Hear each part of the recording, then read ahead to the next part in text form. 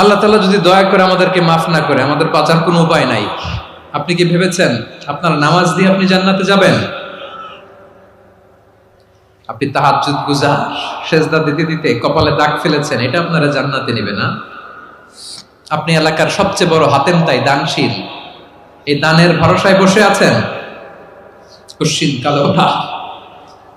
আমাদের নামাজ, আমাদের রোজা, আমাদের ইবাদত, এগুলোকে মিজানের পাল্লায় উঠালে কোনো ওজনই হবে না। তবে আমাদের একটা কৌশল জানা আছে, আমরা আল্লাহর রহমতের ভিখারি। আমরা সেদিন আগেই গুনার স্বীকৃতি দিয়ে দেব।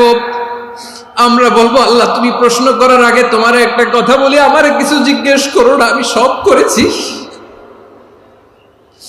এমন কোন পাপ নাই যে পাপ আমারে দিয়ে হয় নাই। তোমার রহমত দিয়ে তুমি জান্নাতে পাঠাবা, তোমার দয়ায় জান্নাতে যেতে চাই, আমল দিয়ে না। পারবেন বলতে? কিয়ামতের দিন আমরা বলবো, আল্লাহ আমার আমল দিয়ে জান্নাত চাই না, আমি তোমার দয়া দিয়ে জান্নাত চাই। তোমার দয়া ছাড়া আমার কোনো উপায় নাই। কারণ আল্লাহ যদি বিচার করে, বাঁচার কারো উপায় নাই। আল্লাহ যদি বলে ফেলেন তুই এটা করলি কেন, ওখানে গেলি কেন, কোরআনে 1000 বার নিষেধ করলাম তারপরেও এই পাপে জড়ালি কেন, এরকম প্রশ্ন ছুড়ে দিলে আমার উত্তর আছে? বাঁচার কোনো উপায় আছে?